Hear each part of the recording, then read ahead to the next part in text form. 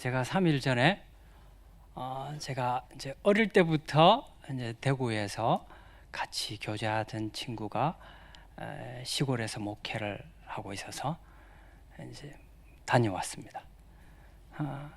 뭐 제가 자라온 상황 그리고 서로 자라온 상황을 잘 압니다. 그래서 이렇게 눈빛만 봐도 한마디만 들어도 어떤 마음인지 잘 아는 친구입니다. 그래서 만났습니다. 근데 이제는 굉장히 불편하더라고요. 왠지 굉장히 불편하더라고요. 편하지 않게 교제하고 올라왔습니다. 제가 이제 이선재 목사님을 안 지가 2년 조금 넘었나요? 이제 그래 됐거든요. 오늘 교제를 하는데 정말 편했습니다. 정말 편했습니다. 이게 뭘까? 우리 안에 평안이 있는 것은 내가 하나님 앞에서 교제하는 겁니다. 내가 하나님에 신뢰하고 하나님을 믿고 그 교제할 때 저한테 이 평안이구나. 이게 정말 행복한 거구나. 그것이 없으면은 진짜 평안한 게 아닙니다. 아무리 좋은 말을 해도 내 병든 자아가 즐거워할 뿐이지 평안하지 않습니다. 오늘 이제 목사님 만나면서 그렇구나. 이제 내 안에 정말 진정한 평화.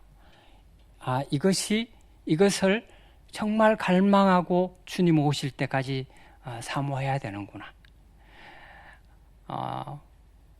오늘 에스겔서를 이런 관점에서 주님께서 말씀하라고 하셨습니다. 사실 목사님 말씀 갑자기 느닷없이 문자가 와서 내가 뭘 말해야 되지? 정말 아무 생각이 없었습니다. 그런데 주님이 어제 말씀하시더라고요.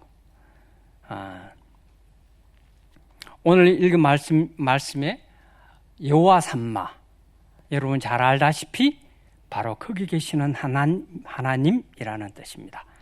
새롭게 된 그 이스라엘 백성 가운데 거하시는 하나님이라는 뜻입니다. 그래서 믿는 사람들은 에스겔서를 통해서 새 예루살렘, 새롭게 된 교회를 기대합니다. 그러나 우리는 좀 더 정직히 에스겔서를 볼 필요가 있습니다. 하나님께서 에스겔서를 통해서 무엇을 위해 일하시는지, 어떻게 일하시는지 알 필요가 있습니다. 새 예루살렘 성읍은 우리가 원하는 방식이 아니라 하나님 수준과 하나님 방식으로 하시는 것을 아셔야 합니다. 하나님 궁극적인 목적은 이스라엘의 회복이 아닙니다. 하나님의 거룩의 회복입니다. 하나님의 거룩을 회복하기 위해서 이스라엘의 회복이 필요한 것입니다. 이거 순서 바꾸면 안 됩니다. 우리 늘 우리의 회복이 원하는 겁니다. 하나님이 원하시는 것은, 하나님의 궁극적인 목적은 그게 아닌 겁니다. 그래서 에스겔서는 하나님께서 당신의 거룩을 어떻게 스스로 회복하시고 스스로 어떻게 회복해 나가시는 것을 보여주는 성경입니다. 단지 교회 공동체만 잘 먹고 따뜻하게 아주 뽀사시하게 잘 살면 되는 것에 초점 맞춰지면 큰 실수하시는 겁니다. 그래서 에스겔서에 가장 많이 나오는 문장이 있습니다. 그때야 내가 여호와인 줄을 너희가 알리라. 비로소 내가 여호와인 줄을 그들이 알리라. 굉장히 많이 나옵니다. 언제? 하나님께서 제사장인 에스겔을 통해서 예언하실 때마다 마지막으로 꼭 이 말씀을 하십니다. 즉 하나님이 일하시는 목적이 하나님을 모든 사람에게 하나님이 어떠하심을 알리기 위함입니다. 이게 목적입니다. 그래서 에스겔서를 다른 말로 표현하면 하나님의 영광을 당신 스스로 어떻게 드러내 보이시는지 보여주는 성경입니다. 하나님의 당신의 거룩함이 훼손되는 것을 결코 내버려 두시지 않습니다. 어느 누구도 그분의 거룩함을 훼손하시는 것을 보실 수가 없습니다. 그런데 하나님의 택한 이스라엘 백성이 하나님의 거룩을 훼손해 버렸습니다. 주님이 이것을 당신 스스로 다시 회복하십니다. 그래서 이스라엘 백성과 세운 언약을 회복하시기 위해 스스로 이 일을 하십니다. 이런 과정을 에스겔서를 통해서 아주 정확하게 말씀하셨습니다. 당신의 거룩을 회복하기 위해서 첫 번째 하시는 일이 망한 이스라엘을 더 망하게 하는 겁니다. 정확히 말씀드리면 완전히 망하게 하시는 겁니다. 아주 불씨도 남김없이 깨끗하게 꺼버리는 겁니다. 이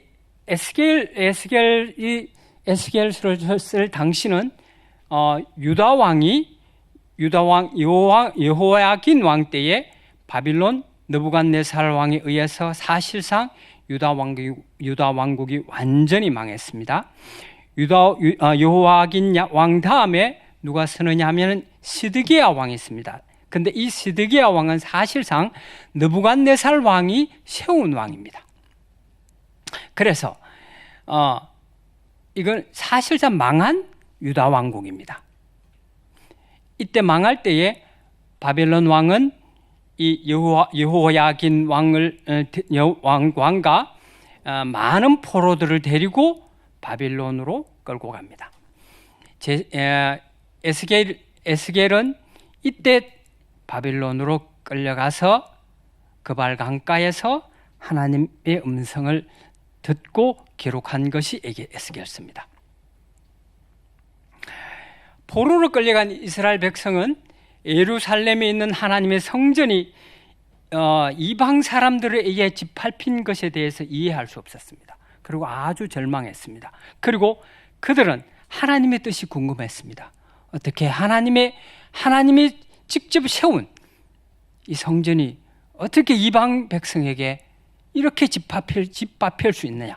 정말 진심으로 하나님의 뜻이 알고 싶었습니다. 그래서 유다 지도자들이 에스겔을 찾아갑니다. 하나님의 뜻, 하나님의 말씀을 듣고 싶어서 찾아갑니다. 에스겔 14장 1절에서 13절을 한번 같이 찾아서 보기로 합시다. 이스라엘 장로 두어 사람이 나와 내 앞에 앉으니 여호와의 말씀이 내게 임하여 이르시되 인자야, 이 사람들이 자기 우상을 마음에 들이며 죄악의 걸림돌을 자기 앞에 두었으니 그들이 내게 묻기를 내가 조금인들 용납하랴.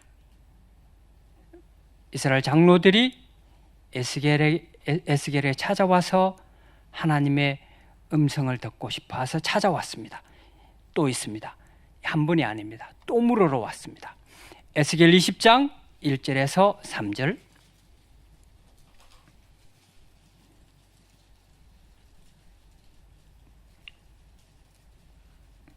이번에는 같이 한번 하나님 말씀을 봉독할까요? 시작. 일곱째에 다섯째 달 열째 날에 이스라엘 장로 여러 사람이 여호와께 물으러 와서 내 앞에 앉으니 하나님의 말씀이 내게 임하여 이르시되 인자야, 이스라엘 장로들에게 말하여 이르라. 주 여호와께서 이렇게 말씀하셨느니라. 너희가 내게 물으러 왔느냐? 내가 나의 목숨을 걸고 맹세하거니와 너희가 내게 묻기를 내가 용납하지 아니하리라. 주 여호와의 말씀입니다. 에스겔을 통해서 하나님의 답변이 보이십니까? 아예 묻지도 못하게 하십니다. 아주 냉정하게 대하시는 하나님이십니다. 우리 마음 같으면 그들이 허물이 좀 있더라도 마음이 기특해서 하나님 말씀하실 텐데 아예 대화조차 안 하시겠답니다. 왜요?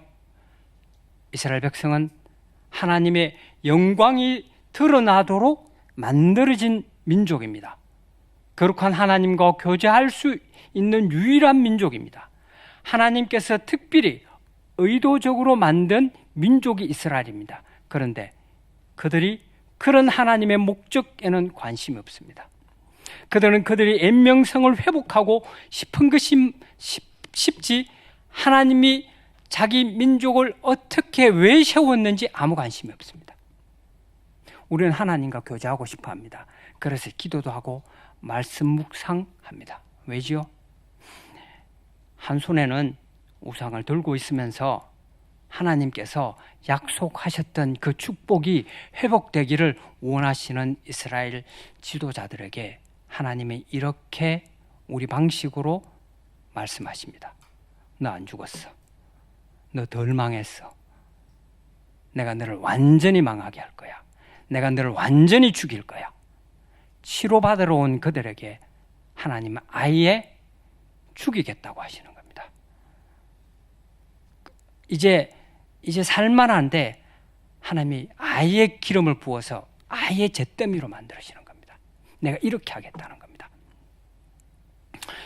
죽음의 선언은 죄인인 우리가 하는 거 아닙니다. 재판장인 하나님이 하시는 겁니다. 하나님이 너 죽었다고 선언하셔야 우리 죽은 겁니다. 하나님은 당신의 기준에서 완전히 죽었다고 판단하실 때까지 낱낱이 덜 추워서 확실히 죽이겠다고 말씀하시는 겁니다. 이스라엘이 완전히 죽어 망해야 하나님이 거룩을 하실 수 있다고 말씀하시는 겁니다. 덜 죽으면은 하나님 당신의 거룩이 절대로 회복되지 않는 겁니다. 왜? 하나님은 당신이 세운 이스라엘을 완전히 망하게 하시려고 하는 거죠. 에스겔 12장 2절을 볼까요? 같이 봉독할까요? 시작. 인자야 내가 반역하는 족속 중에 거주하는도다. 너희들은 볼 눈이 있어도 보지 아니하고 들을 귀가 있어도 듣지 아니하고 그들은 반역하는 족속입니다. 하나님께서 이스라엘 백성을 무엇이라고 규정합니까? 이스라엘 백성을 반역하는 백성이라고 규정합니다. 그래서 하나님의 음성을 들으려고 하는 자들에게 하나님은 사정없이 너 반역자야 라고 선언하고 있습니다. 하나님은 죄인의 진심에 속지 않으십니다.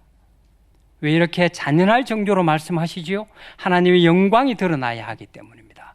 당신이 거룩하시기 때문입니다. 당신의 그 본성이 진노하시는 본성이 갖고 계시기 때문입니다. 하나님의 이 선언이 내 안에 동의가 되어야 합니다. 이것이 동의되기 전에 절대로 나에게 부활은 없습니다. 거듭남은 절대로 없습니다. 죽지 않았는데 당연히 없지요. 하나님이 왜 이렇게 분노하십니까? 우리는 하나님께서 우리에게 원하시는 것에 관심이 없기 때문입니다.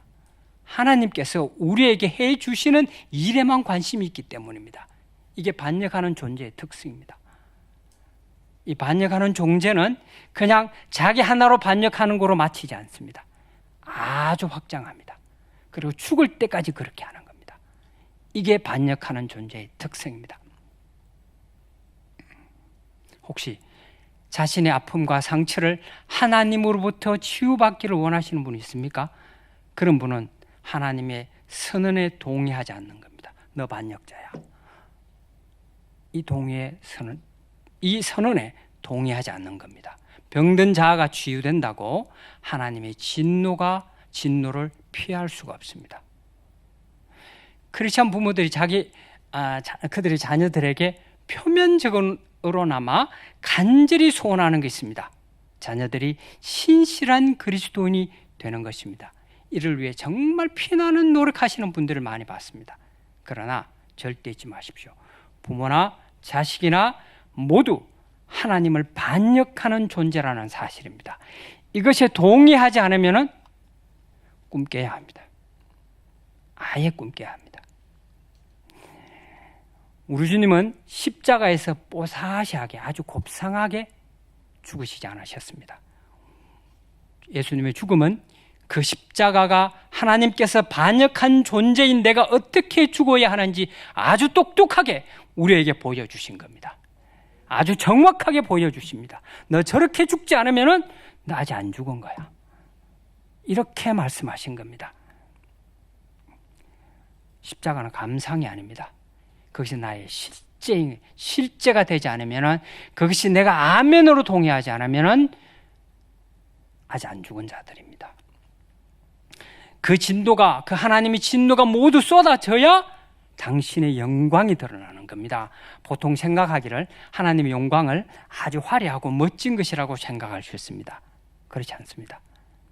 우리의 죄성이 낱낱이 까발려지고 처참하게 완전히 제거하는 것이 하나님의 영광이 드러나는 겁니다. 그때 하나님을 정확하게 알게 되는 겁니다. 그렇게 하시는 것이 하나님이 하나님 되심을 모든 사람에게 드러내는 겁니다. 그렇게 하는 것이 하나님의 영광이 드러나는 겁니다. 속지 마십시오. 우리 역사 속에 부흥이 있었던 것을 우리는 기억하고 있습니다. 그때 어떤 일이 일어났지요? 우리는 잘 압니다. 그때 하나님의 영광이 드러난 겁니다. 지금 우리에게 그것이 필요한 겁니다. 다른 것을 요구해서는 절대로 안 됩니다. 우리가 정말 하나님께 구할 것은 우리가 반역하는 존재인 것을, 반역했던 존재가 아니라 지금 현재 반역하고 있는 존재인 것을 마음속 깊이 인정하게 되는 은혜인 것입니다. 주님께서 우리의 죄악성을 낱낱이 드러내실 때 옳다 하며 받아들이는 것입니다. 이것을 받아들여야 됩니다. 이것이 우리에게 할 일입니다. 우리 이 태도가 우리가 하나님의 은혜를 입을 수 있는 첫 걸음입니다. 하나님은 이 걸음부터 시작하시는 겁니다. 두 번째로, 하나님께서 당신의 거룩을 회복하시기 위해서 우리의 거짓된 종교 행위를 깨십니다. 포로로 끌려간 이스라엘 백성은 하나님의 말씀을 정말 듣고 싶어 했습니다. 그래서 하나님의 말씀이 듣고 싶어서 에스겔을 찾아갑니다. 그러나 그들은 하나님의 말씀을 얼마나 망령되게 취급했는지 보십시오. 에스겔 33장 30절에서 33절을 봅시다. 찾으셨으면 함께 봉독할까요? 시작. 인자야, 내 민족이 담 곁에서와 문 뒷문에서 너에 대하여 말하며 각각 그 형제와 더불어 말하여 이르기를, 자, 가서 여호와께로부터 무슨 말씀이 나오는지 들어보자고. 백성이 모이는 것 같이 내게 나오며 내 백성처럼 내 앞에 앉아서 내 말을 들으나 그대로 행하지 아니하니 이는 그 입으로는 사랑을 나타내어도 마음으로는 이익을 따름이라. 그들은 내가 고운 음성으로 사랑의 노래를 하며 음악을 잘하는 자와 같이 여겼나니 내 말을 듣고도 행하지 아니하거니와 그 말이 행하리.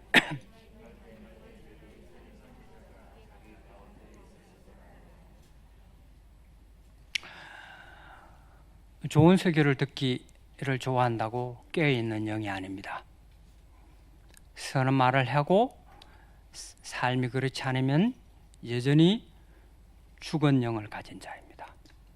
하나님 말씀이 듣고 싶어 쫓아다닌다고 살아있는 영이 아니라는 겁니다.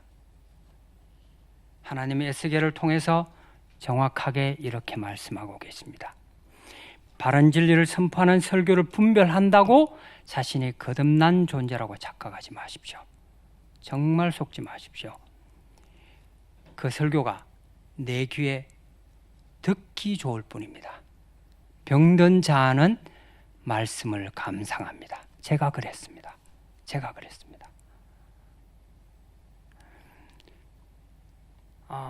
얼마나 교만했는지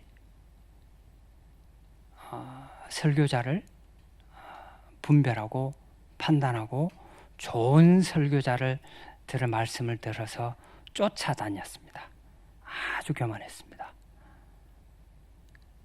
하나님이 오랜 시간 이 복음을 만나고 내가 착각했다는 걸 알게 됐습니다. 좋은 클래식 음악을 좋아하듯이 말씀을 그렇게 감상하고 있었던 자였습니다. 믿음으로 순종하라고 명령하시는 말씀을 저는 감상하고 있었던 겁니다. 아무리 청천벽력 같은 말씀이 떨어져도 죄인들은 모두 자신의 듣고 싶은 것만 듣습니다. 병든 자가 하나님의 말씀이 들리는 것이 아니라 자기가 원하는 것만 들리는 겁니다. 목사님은 여러 번 말씀해도 아무리 진리가 선포돼도 자기가 듣고 싶은 것만 듣는 겁니다. 선포되는 말씀에 은혜를 많이 받았다고 속지 마십시오.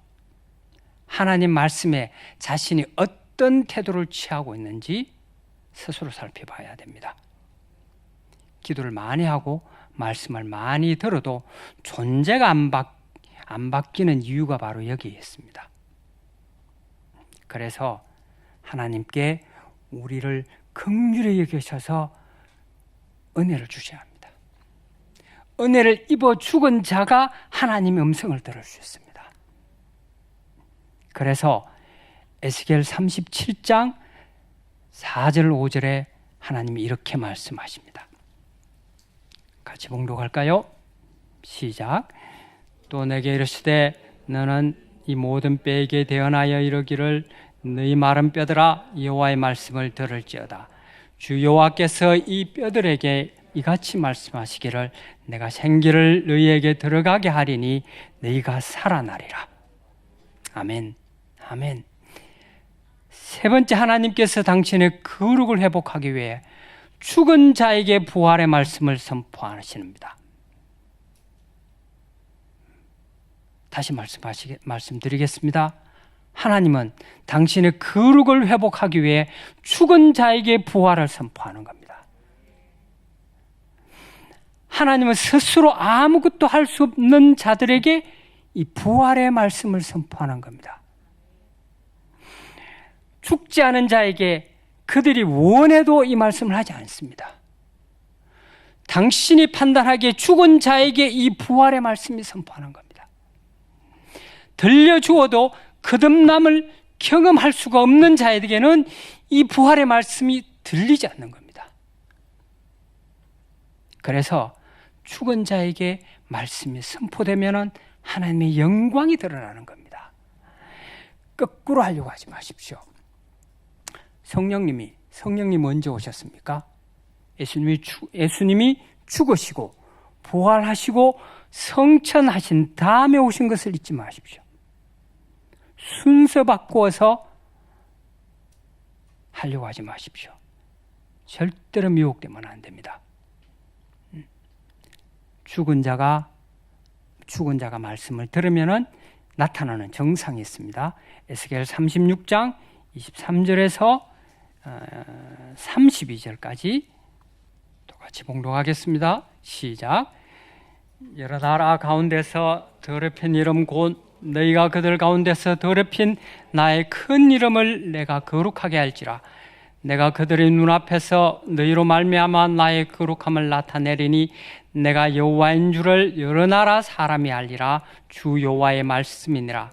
내가 너희를 여러 나라 가운데서 인도하여 내고 여러 민족 가운데서 모아 데리고 고국 땅으로 들어가서 맑은 물을 너희에게 뿌려서 너희를 정결하게 하되 곧 너희 모든 더러운 것에서와 모든 우상 숭배에서 너희를 정결하게 할 것이며 또 새로운 영을 새 마음을 너희에게 주되 너희 육신에서 굳은 마음을 제하고 부드러운 마음을 줄 것이며 또 내 영을 너희 속에 두어 너희를 내 율례를 행하게 하리니 너희가 내 규례를 지켜 행할지라.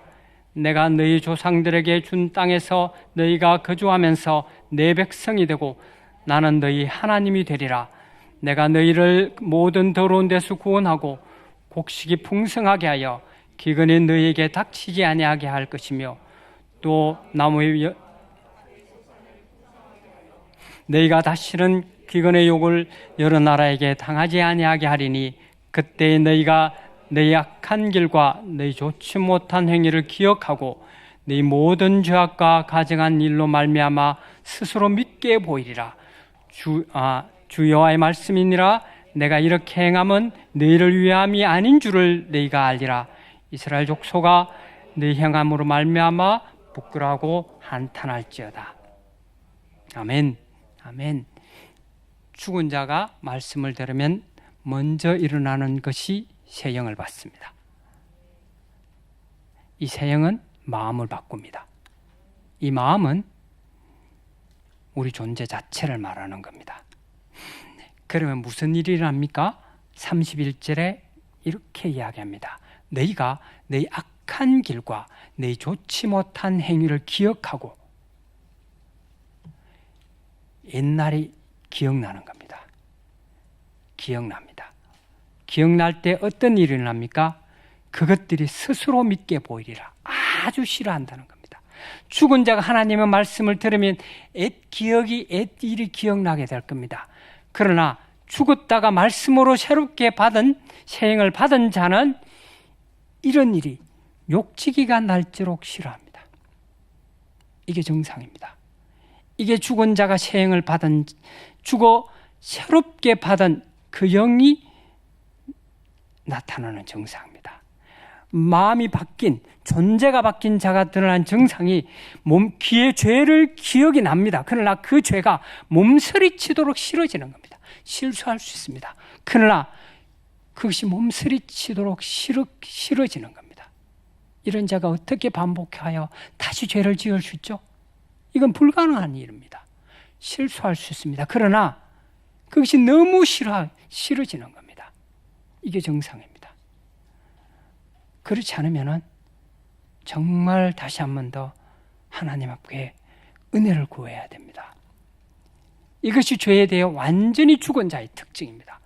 이런 자가 어찌 다시 죄짓고 아무 일 없이 아주 편안하게 살 수 있습니까? 절대로 그래 못 삽니다.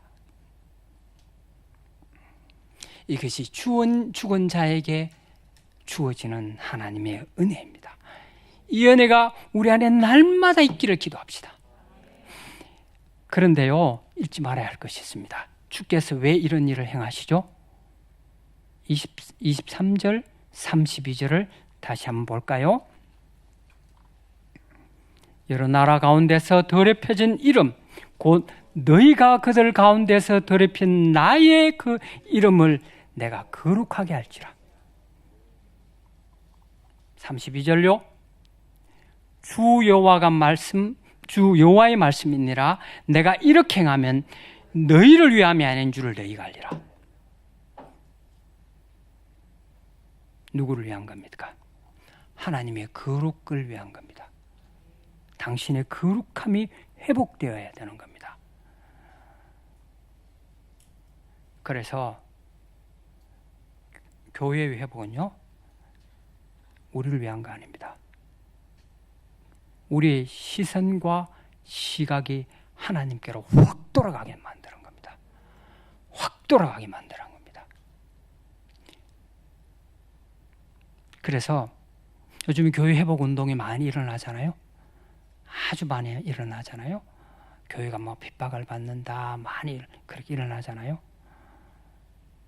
우리는 정확하게 봐야 됩니다. 누구를 위한 거죠? 누구를 위한 겁니까? 교회가 점점 더 뽀사지하게, 아주 더 나이스하게 잘 살기 위함이라면은 그건 가짜입니다. 그건 방향이 완전히 정반대로 가고 있습니다. 하나님은 분명히 그렇게 말씀합니다. 우리의 시각을 확 돌려서 하나님의 거룩함을 회복하기 위해서 하시는 일입니다. 주님께서 당신의 거룩을 회복하기 위해서 에스겔서를 통해서 우리에게 주시는 명령이 또 있습니다. 에스겔 40장 3절에서 6절까지입니다. 찾으셨으면 함께 봉독하겠습니다. 시작. 나를 데리시고 거기에 이르시니 눈이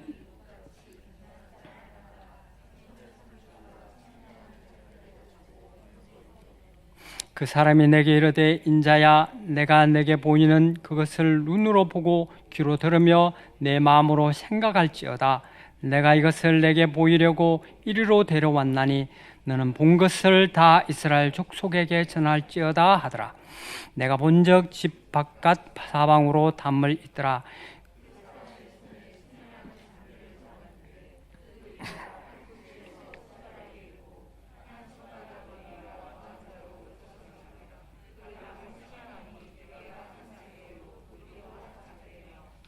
그가 동쪽을 향한 문에 이르러 계단에 청계에 올라가 그 문의 통로를 청량하니 길이가 한 장대요 그 안쪽 통로의 길이도 한 장대며 여기서 누가 성전을 청량합니까? 3절에 놋과 같이 빛난 사람이라고 합니다. 이분은 예수 그리스도라고 합니다. 자, 다시 에스겔 37장 4절로 가서 한번 볼까요? 시작. 또 내게 이르시되 너는 이 모든 뼈에게 대언하여 이르기를 너희 마른 뼈들아 여호와의 말씀을 들을지어다. 아멘. 주께서 제사장인 다니엘에게 당신 대신에 뼈들에게 이 부활의 말씀을 선포하라고 하십니다. 우린 방금 두 하나님 말씀을 알았습니다. 우리 솔직하게 말합시다. 성전을 청량하는 것이 폼이 납니까? 하나님 말씀을 대언하는 것이 폼이 납니까? 어느 게 폼나죠? 이렇게 이제 하나님의 말씀을 대언하는 것이 그래도 좀 폼나지 않습니까? 그죠? 근데 왜 당신이 직접 성전 청량하는 것을 당신이 직접 하시고 이렇게 엄청난 영을 살리는 것을 에스겔을 통해서 대언하라고 하시죠? 우리 하나님 더 깊은 말씀을 보기 전에 우리가 먼저 알아야 될 것이 있습니다. 결론부터 말씀드립니다. 내가 할 수 있게 보인다고 다 할 수 있는 거 아닙니다. 내가 해야 할 일과 주님의 할 일을 분명히 구분하셔야 됩니다. 내가 말할 수 있는 것이라고 다 말하는 거 아닙니다. 병든 자의 특징 중에 하나가 내가 할 수 있다고 생각하는 것은 다 하려고 합니다. 주님께 묻지도 않습니다. 들으려고도 하지 않습니다. 왜냐하면 내 생각이 옳으니까, 내 생각이 맞다고 분명히 맞으니까. 우리는 다 아는 이야기 할까요? 우리의 제일 된 목적이 뭡니까? 하나님을 영화롭게 하고 종일 영원토록 그를 즐거워하는 것이 우리의 목적입니다. 즉 우리의 존재 목적은 우리 삶에서 하나님의 영광을 드러내는 겁니다. 매 순간, 매 호흡할 때마다. 그렇게 하려면 그분의 말씀에 순종해야 됩니다. 먼저 하나님 말씀을 들어야 하지 않겠습니까? 특히 가난한 나라에서 선교사로 부름받은 선교사들이 저지르는 가장 대표적인 죄가 바로 이것입니다. 자기 생각에 바르다고 하면은 그거 하는 겁니다. 하는 게 안 묻습니다. 맞으니까. 묻더라도 이미 마음에 결정해 놓고 합니다. 하나님 사인하시라고. 이거 사인하시라고. 그리고 그렇게 기도 편지 보냅니다. 어떤 일이 자기가 보기에 틀리게 보이면은 하나님께 묻지도 않고 그냥 불만을 막 토로해냅니다. 예를 들까요? 다른 나라는 모르겠고 제가 사는 이디오피아에는 길거리에 고아들이 아주 그냥 좀 과장되어 의해서 쫙 깔려 있습니다. 쫙. 특히 대로변에는 아주 쫙 깔려 있습니다.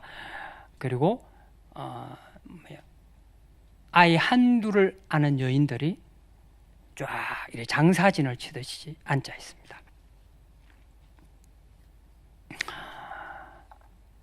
왜냐요? 왜 그래? 고아들이 많아서 나라가 가난했어요? 아닙니다. 음란했습니다.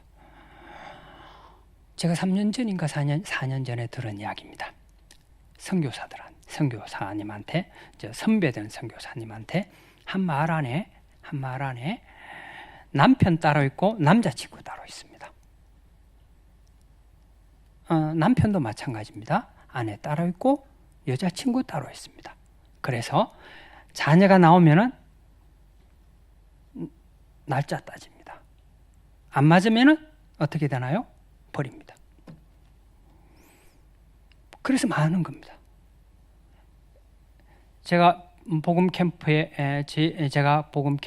왔던 에프렘은 27살입니다. 14살 때 성중독에 걸렸습니다. 그 아이는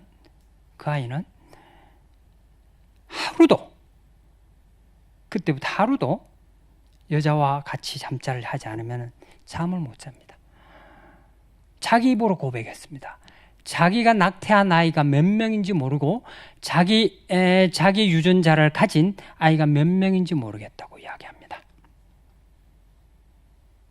자기가 기른 아이는 아무도 없습니다.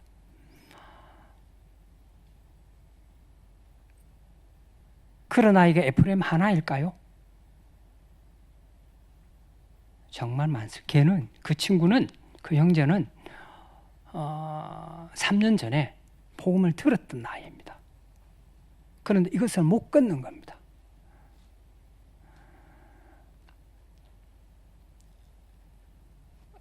선교사가 거기 가서 그 보이는 불쌍한 아이를 하나님의 말씀과 음성을 듣지 않고 거둬들이기 시작하면은 도대체 몇 명을 거둬들여야 할까요? 아마 그렇게 하면은 주님 오시기 전에 주님 부르시지도 않았는데 아마 과로살 겁니다. 그래서 주님이 너 왜 왔니? 이렇게 이야기할 겁니다.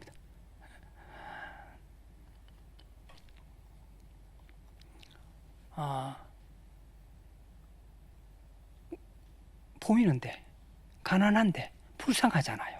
그죠? 당연히 해야 되잖아요. 당연히 해야죠. 근데 그 당연함이 하나님의 음성이 아니라면은 그거 내 못하는 겁니다. 그거 안 해야 되는 겁니다. 하나님 이 말씀을 하시는 겁니다. 우리는 그렇게 사는 존재가 아닙니다. 내 마음대로 사는 존재가 아닙니다. 제가 이디오피아에 목사님 마음을 말씀을 교제하다가 제가 이디오피아에 비자가 막혀서 들어온 지 벌써 5개월째 되더라고요.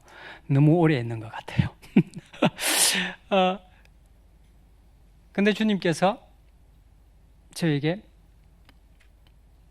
내가 너를 이디오피아의 파수꾼으로 임명하였으니 다시 가라고 말씀하셨습니다. 비자 문제도 주님께서 해결될 것 같습니다. 근데 주님께서 길을 아직도 안 여신 겁니다.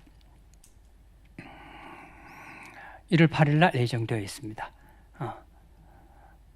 제가 이제 그렇게 이제 원래 돌아오는데 왕복 티켓이니까 아마 주님께서 아마 보내실 거라고 생각이 듭니다. 모르죠. 내 안에 계속 안 보내시니까 내 안에 뭐가 올라오는지 슬슬 불만이 올라온 겁니다. 아니 가라고 그랬었잖아.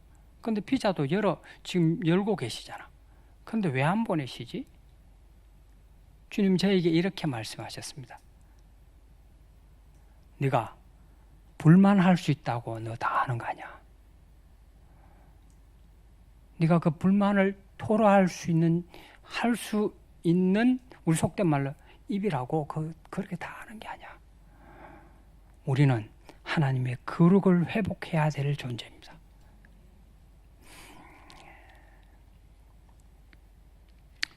또 하나 더 이야기할까요? 제가 한 달 전에 한 중견 기업 하시는 분이 저한테 연락이 와서 저를 후원하시겠대요. 괜찮죠? 그래서 저는 저 후원 안 받는다고, 기도 동력자를 원한다고 그랬더니만 말을 바꾸셔서 그럼 헌금으로 동력하겠다고 하셨습니다. 그래서 제가 다시 말씀드렸습니다. 그러면 제가 주님께 물어보겠습니다. 주님 응답하시면 그때 말씀드리겠습니다. 근데 주님이 지금껏 아무 말씀 안 하십니다. 주님 답 안 주신다고 제 판단에서 어떻게 대답을 하나요? 그 대답 못 하는 겁니다. 제가 그 뒷감당을 어떻게 감당하라고요?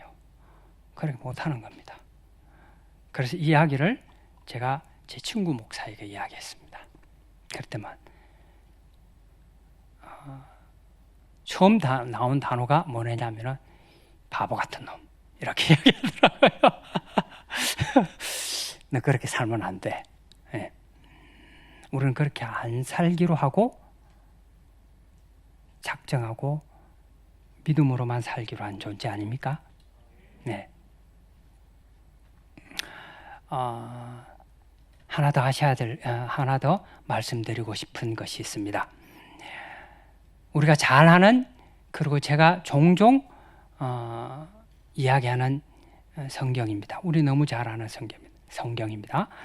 사도행전 16장 31절 안 찾아도 다 압니다. 주 예수를 믿으라. 그리하면 너와 내 집이 구원을 얻으리라. 이게 소망의 말씀입니다. 근데 이 말씀은 분명히 두 문장으로 되어 있죠. 예? 주 예수를 믿어라. 주님께서 우리에게 명령하신 이 명령문과 그래야 너와 내 집이 구원을 얻으리라. 이 평서문, 미래 우리가 어떻게 될 것이라는 평서문으로 되어 있습니다. 그런데 이 두 문장이 그리하면이라는 단어로 연결되어 놓았습니다. 그런데요, 어떤 분들은 당신이 명령받은 것에 관심이 없습니다. 주님께서 하실 일을 자신이 하려고 애쓰는 사람들이 정말 많습니다. 그래서 스스로 만든 사명을 갖고 식구들을 다 때려잡습니다. 정말 아주 작살을 냅니다. 그래서 자기 계획대로 안 되어 화병이 걸립니다. 그리고 위장병도 걸려요. 예? 주님이 당신에게 명령하신 것이 무엇이고 당신이 하실 일은 무엇인지 문장 순서를 잘 기억하셨으면 좋겠습니다. 저는 이렇게 목회해야 하는 것이 맞다라고 하는 교회에서 젊을 때를 했습니다. 이제 제가 대학 시절 때에 교회 커리큘럼이 성경 커리큘럼이 정말 잘 되어 있습니다. 그래서 그 교회는 성도 원래 어른들 예배 나오는 수보다 대학생들 나오는 수가 3배가 많았습니다. 엄청난 숫자가 많이 나오는 겁니다. 이 프로그램으로 이게 어마어마한 부흥이 일어났던 그런 교회였습니다. 몇 년이 지나지 않아서 말은 안 해도 도는 회자가 있습니다. 1년이 지나면은 다 똑같다는 거죠. 이제 볼장 다 봤다는 거죠. 스스로 합니다. 아무것도 안 바뀌는 것을 스스로 합니다. 이제 입만 늘어나는 거죠. 이게 지식만 계속 쌓이면서 마음의 부담만 점점 늘어나는 겁니다. 그래서 그거 해결하려고 더욱 열심히 합니다. 더욱 열심히.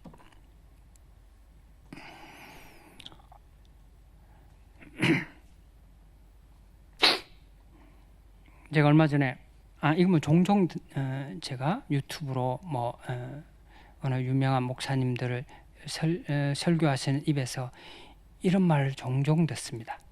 우리가 최선을 다하고 하나님의 역사를 기다리자. 우리 이제 알죠? 예? 우리가 무슨 선한 일이 있다고 우리가 최선을 다하죠? 병든 자가 열심히 하면은 누가 만족하죠? 주를 위해서 한다고 하는 거 잘 알죠? 근데 아주 떳떳하게 하는 것을 듣습니다. 우리도 그러지 않습니까? 말씀은 귀로는 분별하지만 우리 삶은 어떻습니까? 정말 그렇게 삽니까? 내가 할 수 있는 거라고 내가 말을 할 수 있다고 해서 다 할 수 없습니다. 내 할 일과 주님께서 하시는 일을 분명히 구분하셔야 됩니다. 우리가 할 일은 주님의 명령하신 겁니다. 명령하신 겁니다. 그게 우리 할 일입니다. 주님 하시는 일에 손대지 마십시오. 그게 너무 그거 관심 가지는 것이 병든 자입니다. 우리는 주를 위해 사는 존재입니다. 오직 주의 영광을 드러내기 위해 사는 자가 바로 우리입니다. 우리는 위에 두 말씀에 아주 심한 영적인 의미를 생각하기 전에 아주 단순한 이 말씀을 하나님께서 하신 겁니다. 주님께서 당신의 말씀을 대언하라고 하면 대언하는 겁니다. 당신이 친히 성전을 측량하시겠다고 결정하시면 거기에 아멘 하는 겁니다. 우린 진리신 하나님 말씀을 믿는 존재이지 자기 확신을 믿고 사는 존재가 아닙니다. 그래서 우리 할 일은 믿음으로 순종하는 일입니다. 그래서 우리가 매일 죽는다고 하는 거 아닙니까?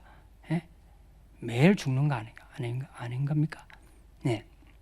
왜냐하면요, 그분이 거룩하시고 선하시고 그분의 영광이 우리 가운데 드러나야 되는 겁니다. 주님께서 어떻게 그렇게 하찮은 일을 하실 수 있냐요? 그런 우리 수준의 생각을 접어야 됩니다. 이 정도로 내가 할 수 있지 않습니까? 이 생각 접어야 되는 겁니다.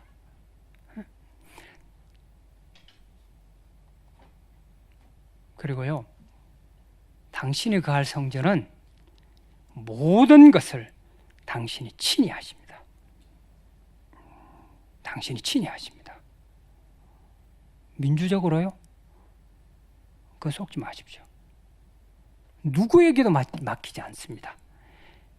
새로운 나라, 에스겔서 마지막에 보면은 주님께서 아주 새로운 나라를, 새로운 성전을 구축하고 새로운 나라를 배치하고 그리고 각자의 자리와 임무를 맡깁니다. 누가 합니까? 하나님 당신이 친히 하십니다. 내가 결정하지 않습니다. 그때는 하나님이 그냥 뺑뺑이 돌려서 안 뽑습니다. 당신이 친히 다 결정하십니다. 가나안 땅에는 어떻게 했습니까? 점령해라, 너에게 하라 그랬지 했죠? 그러나 그렇게 하지 않습니다. 왜요? 당신의 거룩함을 회복하기 위한 겁니다. 당신의 영광이 드러나기 위한 겁니다. 에스겔서 다시 한번 볼까요? 40장 4절 시작. 그 사람이 내게 이르되 인자야 내가 내게 보이는 그것을 눈으로 보고 귀로 들으며 내 마음으로 생각할지어다. 내가 이것을 내게 보이려고 이리로 데리고 왔나니 내가 본 것을 다 이스라엘 족속에게 전할지어다 하더라. 아멘. 에스겔 너는 내가 어떻게 내 교회를 회복하고 내 나라를 세우는지 눈 크게 떠서 보고 똑똑히 듣고 마음에 새겨서 전하라고 명령하는 겁니다. 이게 우리에게 주신 하나님의 명령입니다.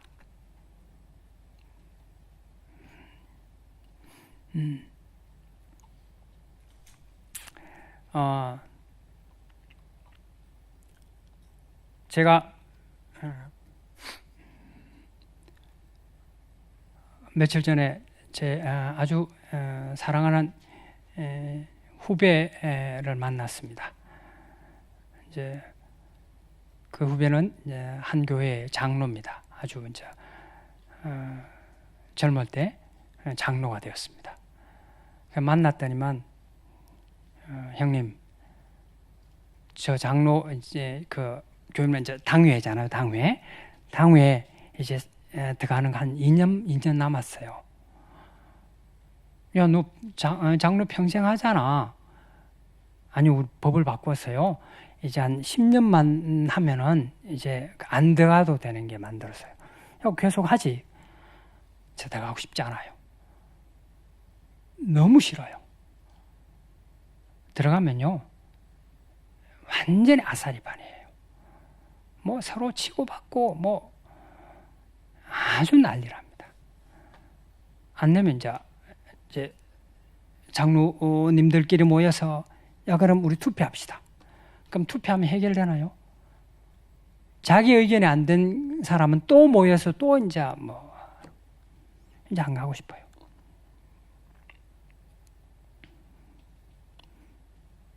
하나님 교회는 하나님 당신이 친히 하시는 겁니다. 하나님 교회를 우리 마음대로 하려고 그러니까 그 작당이 나는 겁니다. 죄송합니다. 목사님 마음대로 하는 교회 할 수 있을까요? 절대로 못합니다. 절대로 못합니다.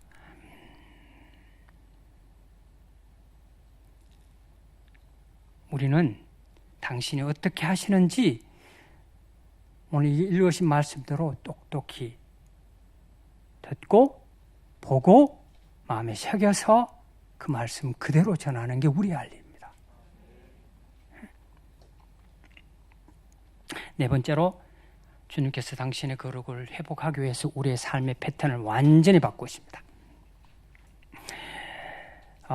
에스겔 45장 15절에서 17절까지 찾으셨으면 함께 읽겠습니다. 봉독하겠습니다. 시작. 또 이스라엘의 윤택한 초장의 가축대 200마리에서는 어린 양 1마리를 드릴 것이라. 백성이 속죄하기 위하여 이것들을 소제와 번제와 감사제물로 삼을지니라. 주 여호와의 말씀이니라. 이 땅 모든 백성은 이 예물을 이스라엘의 군주에게 드리고 군주의 본부는 번제와 소제와 전제를 명절과 초하루와 안식일과 이스라엘의 족속의 모든 정한 명절을 갖추는 것이니 이스라엘 족속을 속죄하기 위하여 이 속죄제와 소제와 번제와 감사제물을 갖출지니라. 에스겔 46장 12절 13절 다시 한번 찾으시고 봉독하겠습니다. 시작. 만일 군주가 자원하여 번제를 준비하거나 혹은 자원하여 감사제를 준비하여 나 여호와께 드릴 때에는 그를 위하여 동쪽을 향한 문을 열고 그가 번제와 감사제를 안식일에 드림같이 드리고 밖으로 나갈지며 나간 후에 문을 닫을지니라. 아침마다 1년 되고 흠없는 어린 양 1마리를 번제를 갖추어 나 여호와께 드리고. 자, 여기 에스겔 45장 17절에 왕의 업무가 나옵니다. 왕의 주 업무가 뭐죠?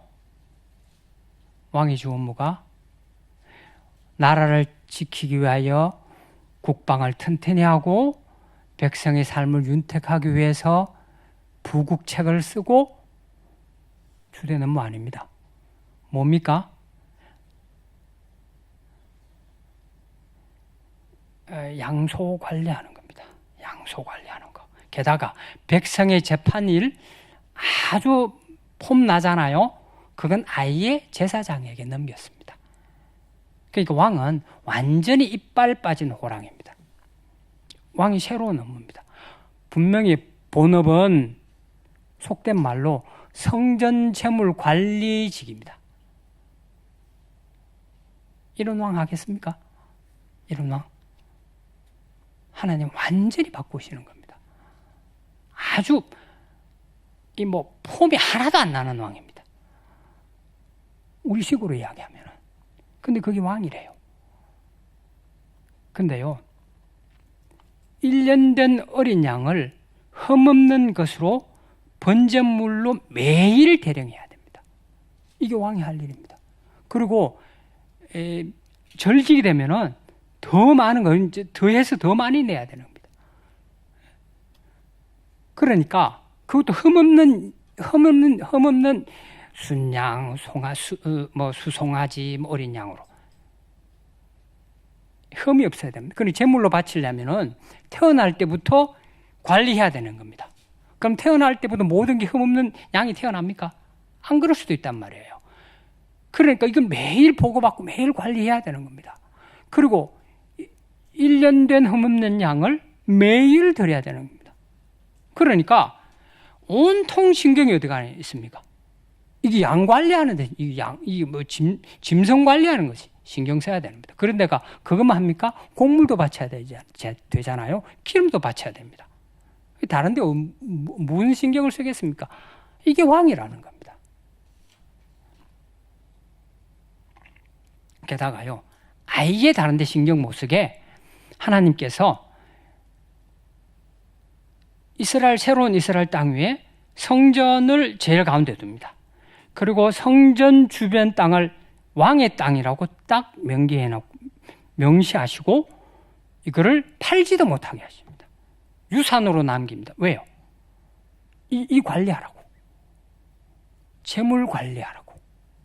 예? 그러니까 왕이란 존재가 자나 깨나 예배에만 신경 쓸 수 없는 존재로 바꾸시는 겁니다. 하나님의 예배를 어떻게 드려야 되는 것만 신경 쓰도록 아예 시스템을 이렇게 만들어 버리시는 겁니다.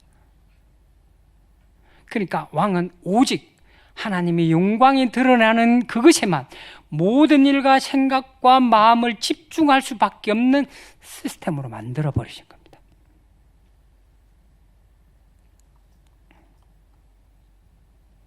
근데 양이 공산품이 아니잖아요. 그죠? 이게 뭐 컵이나 가방이나 뭐 이렇게만 공산품이 아니라고요. 주님이 주셔야 하는 거잖아요. 안 주시면 방법이 없잖아요. 사랑하는 성도 여러분, 우리 삶이 하나님의 영광을 드러내는 데에 집중하면은요, 당신이 알아서 하겠다는 이 말씀을 하시는 겁니다.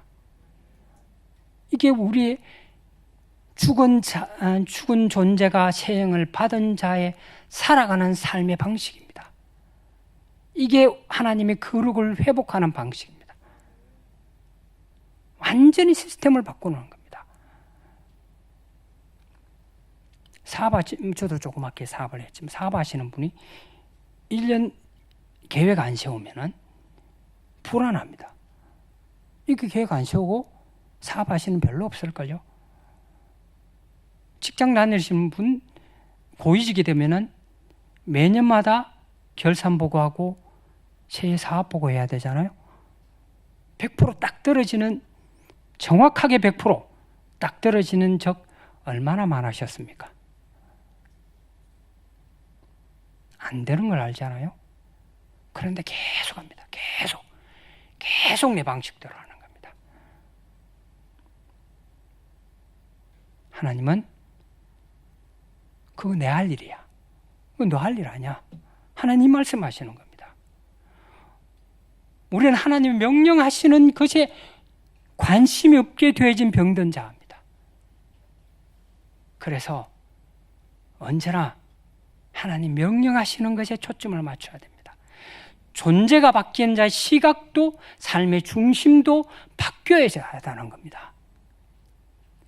하나님의 거룩함을 회복하시기 위해서 당신의 사랑과 기쁨의 대상인 우리가 하나님의 거룩함을 드러내기 위해서, 그 거룩함을 드러내는 존재가 되기 위해서 우리의 삶의 시스템을 완전히 바뀌는 새로운 시스템을 제시하신 겁니다.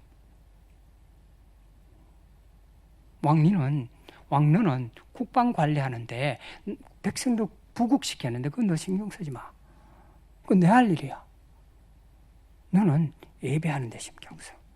하나님 영광을 어떻게 하면 드러내는 데 신경 써. 그게 너 본 업무야. 이게 우리에게 명령인 겁니다.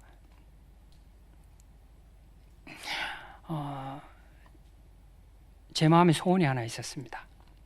정말 주님의 마음을 알고 싶었습니다. 아버지, 한번 이렇게 순종하겠는데요. 정말 내 주님 마음을 알고 싶었습니다. 그래서 정말 기도 많이 했습니다. 호세아는 마음에도 없는 아내를 맞이하여서 마음고생 죽도록 하고 엄청나게 고생해서 하나님 마음을 받았습니다. 그래서 그 하나님 마음을 품고 이스라엘 땅을 돌아다니면서 여호와께로 돌아가자 외치다가 죽었습니다. 그런데 에스겔은요, 정말 사랑하는 아내, 세상에 제일 사랑하는 아내와 살았습니다. 그런데 하나님의 하루는 느닷없이 오셔서, 야 에스겔아, 너 아내 데리고 가겠다. 언제요? 내일. 그렇게 말씀하시는 겁니다. 아내에게 아무 잘못도 없습니다. 그냥 데리고 가시겠대요. 게다가 더 기가 막힌 것은 그녀를 위해서 곡도 하지 말고 울지도 말아라. 억장이 무너지는 일 아닙니까? 에스겔은 순종했습니다. 왜 하나님이 이렇게 하시는 거죠? 이 일로 이스라엘 백성이 어떻게 나의 벌을 받을 것인지를 보여주기 위해서 하는 겁니다. 하나님 꼭 이렇게 하셔야 됩니까? 아니, 다른 모양으로 방법으로 주님 하실 수 있는데 이렇게 하시는 겁니다.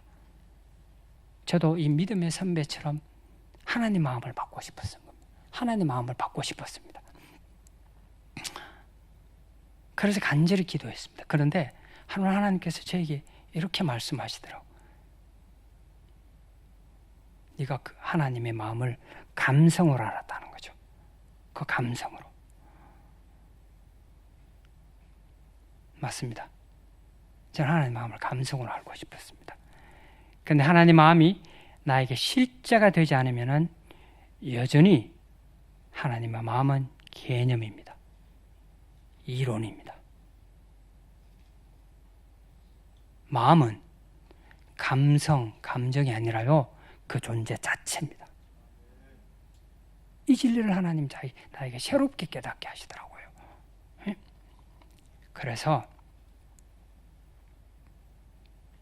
하나님의 하나님 마음을 받으려면은 하나님의 말씀이 나를 통제하여야 된다는 것을 말씀하시더라고요.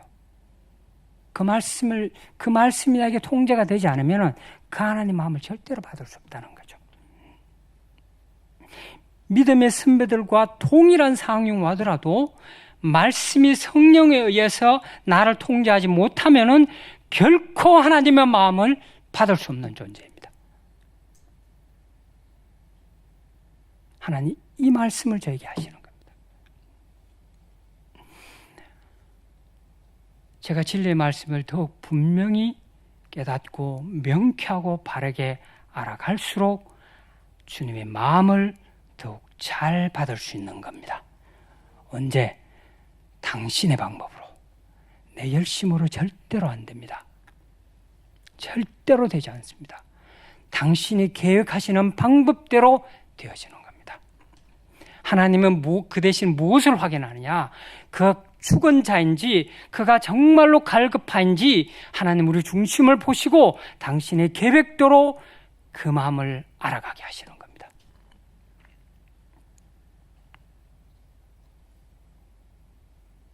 병든 자아가 나를 통제하는 것이 아니라 하나님의 말씀이 나를 이끌고 하나님 마음을 알고 받아갈 때에, 그때에 하나님의 영광을 보는 겁니다. 그때 하나님의 거룩함이 우리의 가운데서 회복되는 겁니다. 이 하나님의 약속이 바로 에스겔 47장 1절에서 7절의 말씀입니다. 하나님의 말씀을 함께 봉독하고 마치겠습니다. 함께 봉독하겠습니다. 시작. 그가 나를 데리고 성전문에 이르시니 성전 앞면이 동쪽으로 향하였는데 그 문지방 밑에서 물이 나와 성전 오른쪽 계단 남쪽으로 흘러내리더라. 그가 또 나를 데리고 북문으로 나가서 바깥 길을 꺾어 동쪽을 향한 바깥문에 이르기를 본즉 물이 그 오른쪽으로 스며 나오더라. 그 사람이 줄을 잡고 동쪽으로 나아가며 천척을 청량한 후에 내게 그 물을 건너게 하시니 물이 발목에 오르더니 다시 천척을 청량하고 내게 물을 건너게 하시고 물이 무릎에 오르고 다시 천척을 청량하고 내게 물을 건너게 하시니 물이 허리에 오르고 다시 천척을 청량하시니 물이 내게 건너지 못할 강이 된지라. 그 물이 가득하여 헤엄칠 만한 물이요 사람이 능히 건너지 못할 강이더라. 그가 내게 이르시되 인자야 내가 이것을 보았느냐 하시고 나를 인도하여 강가로 돌아가게 하시기로 내가 돌아가니 강 우편 좌우편에 나무가 심이 많더라. 그가 내게 이르시되 이 물이 동쪽으로 향하여 흘러 아라바로 내려가서 바다에 이르니 이 흐르는 물 그 바다의 물이 되살아나리라. 8절 다시 읽고 마치겠습니다. 그가 내게 이르시되 이 물이 동쪽으로 향하여 흘러 아라바로 내려가서 바다에 이르니 이 흘러내리는 물이 그 바다의 물을 되살라나리라. 아멘. 주님이 하셨습니다. 주님께서는 주님의 일을 하십니다. 그것이 실제된다는 것이 어떠한 것인지 좀 깨달아야 되겠어요. 주님이 하셨습니다. 주님이 하십니다. 주님께서 이끄십니다. 주님께서 역사하십니다. 당신의 주권을 세운다라는 건 그 이유가 뭐라고요? 당신의 영광을 드러내시기 위해서, 당신의 거룩을 드러내기 위해서. 당신의 거룩을 드러내는 방편이 뭐였어요? 나를 회복함으로. 그 회복이 뭐냐라는 거예요. 나의 회복을 통하여서 당신의 영광을 드러내시고 거룩을 드러내신다라는 그 회복이 뭐냐고. 회복. 우리가 회복됐다라는 것은 여러 가지 측면으로 우리가 살펴볼 수 있어요. 영적으로, 혼적으로, 육적으로. 근데 회복의 본질은 무엇인군요? 다른 게 아니에요. 주님이 가신 것만큼 볼 수 있는 안목의 회복입니다. 아멘. 내가 회복되었다라는 것은 무엇을 말하는 거니? 주님께서 하신 것만큼이 보여요. 주님께서 가신 것만큼이 보여요. 주님께서 말씀하신 것만큼이 보여요. 그러니까 주님께서 하신 것만큼 가는 그 자체가 하나님의 영광이 나타났다, 그 뜻이에요. 그렇게 되어지는 인생은 어떤 뜻이에요? 나의 회복의 목적이 있는 거 아니죠. 무엇이 목적이에요? 하나님께서 가신 것만큼, 하나님께서 하신 것만큼. 이게 바로 우리가 회복되었다라는 그 뜻이에요. 그 은혜가 여러분에게 가득히 임하기를 축복합니다.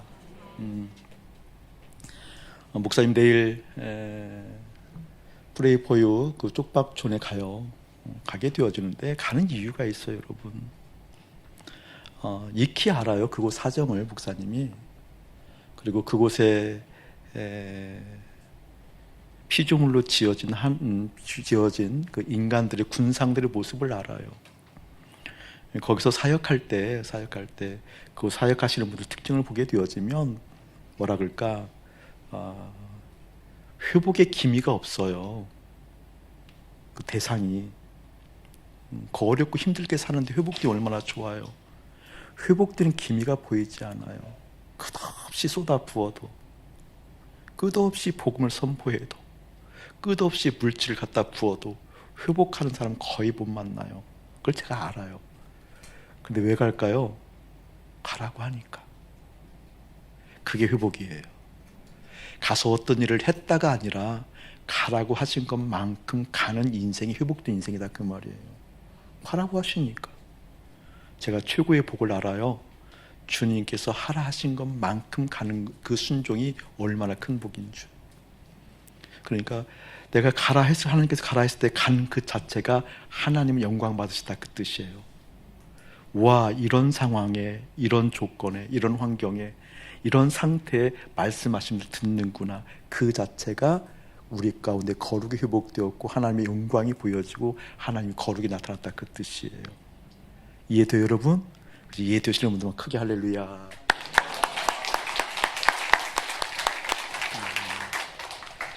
이 모양 저 모양으로 협력해 주신 분들이 있어요. 그래서 가서 물질로도 좀 돕고, 또 11시 예배도 드리고, 또 안아주기도 하고 하는 과정 가운데 하나님께서 하시는 것만큼 가서 보고 올 겁니다. 그리고 주님께서 또 마음을 더 주시면은 우리 교우들도 파송하는 마음들 주시거든요. 오래전부터 목사님 얘기했잖아요. 우리 가족의 길거리에서 힘든 분들을 초대할 수 있는 날이 빨리 왔으면 좋겠다. 그러니까 우리가 개인적으로는 도울 수는 있잖아요. 돈을 줄 수도 있고 한 번 가서 봉사를 할 수 있는데, 내 집에 냄새나는 분을 모셔다가 밥을 먹을 수 있는 그런 상황이 빨리 왔으면 좋겠다. 거기까지 하나님께서 말씀을 해주셨음에도 불구하고 순종하지 못하는 우리의 모습들을 안타깝게 보면서 그 전 단계로 하나님께서 그 소원을 오랫동안 가지고 있게 하셨는데, 아마 그쪽으로 한번 가서 우리 교우들이 그런 것도 경험할 수 있겠다라는 마음이 요즘 부쩍 들어요. 그렇게 우리의 자신이 그 모양으로 회복의 그 모양새가 나타나기를 다시 한번 주의로 축복합니다. 아멘. 저는 오늘 말씀 너무 귀했어요. 감사하고, 주님께서 확증해 주시는구나. 마침표를 또 딱 찍게 만드시는구나. 흔들리지 않도록 내 마음속에 십자가로 탁 박아놓으셨구나. 얼마나 감사한지. 말씀하신 주님께 우리 다시 한번 감사의 박수. 우리 함께 기도하길 원해요. 기도했으면 좋겠습니다. 하나님의 거룩을 위해서 우리를 회복시키시는데 우리의 회복은 다른 것이 아니라 주님께서 말씀하신 것만큼 들려지는 인생, 주님 하신 것만큼 보여지는 인생, 그 인생으로 저희들이 살아남기를 원합니다. 살아가기를 원합니다. 그것은 다르게 되어지는 게 아니에요. 죽음을 통해서 십자가에 죽기 전까지는 절대 그 회복이 있을 수 없어요. 주님께서 하신 것만큼 보여지는 인생 되어지길 원합니다 라고 다시 한번 조그맣게 소리내서 함께 기도하기를 원합니다. 기도하겠습니다. 저희들이 무엇을 보고 무엇을 듣기고 무엇을 듣고 있는지 보게 하셨습니다. 좋은 것, 옳은 것, 합리적인 것, 합당한 것, 그것을 말하고 싶어 견딜 수 없는 인생이었으며 그것을 표현하고 싶어 견딜 수 없는 교만한 자들이 저희들이었습니다. 깨닫게 하셨습니다. 회개합니다. 돌이킵니다. 사랑하는 자녀들아, 믿음의 실력은 지금 순종하고 있는 상태란다. 믿음의 실력은 그렇게 말씀하신 그 말씀 앞에 있는 것이 회복이란다 라고 말씀하시는 음성을 다시 한번 새깁니다. 나의 거룩은 다른 것으로 표현되는 것이 아니라 그만큼 따라오는 것이 나의 영광을 나타내는 거란다. 내가 말씀한 그것을 그대로 듣는 것이 나의 영광을 보는 것이요 거룩을 보는 거란다. 내가 그 일을 행한단다 라고 말씀해 주셨습니다. 아멘으로 받습니다. 그러하지 못함들을 회개합니다. 용서하여 주옵소서. 이제는 주 예수 그리스도의 은혜와 우리 아버지 하나님의 극진하신 사랑하심과 성령 하나님의 가마감동 교통하심이 하나님의 영광의 회복을 꿈꾸며 주 앞에 머무는 거룩한 백성들 가운데 사랑하는 선교사님, 또 이루어질 에도파에서 역사하실 하나님을 바라볼 그 모든 상황 가운데 이대로부터 영원 무궁토록 함께 할지어다. 아멘.